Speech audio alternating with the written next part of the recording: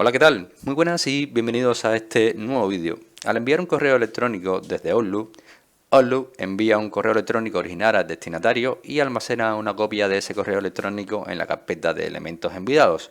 Este comportamiento predeterminado tiene mucho sentido y probablemente nunca cambiará, pero eso no significa que estés atrapado en el mismo proceso. Por eso en este vídeo vamos a ver cómo evitar que Outlook guarde los correos electrónicos enviados en la carpeta de elementos enviados.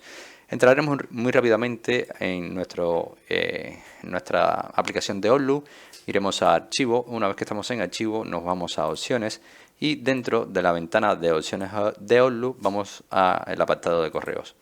En el panel de la derecha haremos un poco de scroll hacia abajo hasta localizar el apartado de guardar mensajes. Si te fijas, por defecto viene esta opción llamada guardar copia de los mensajes en la carpeta de elementos enviados. Nosotros, si queremos evitar que estos correos se eliminen, es decir, no se guarden en esta carpeta, vamos a desmarcar esta casilla y le vamos a dar a aceptar. Desde este momento le estamos indicando a Outlook que no queremos que se guarden correos electrónicos aquí en esta carpeta de elementos enviados. Así que lo hemos desactivado. Espero que este vídeo te haya ayudado. Si es así, como siempre te digo, te invito a que me dejes tu like, suscríbete a este canal y por supuesto nos vemos en un siguiente vídeo.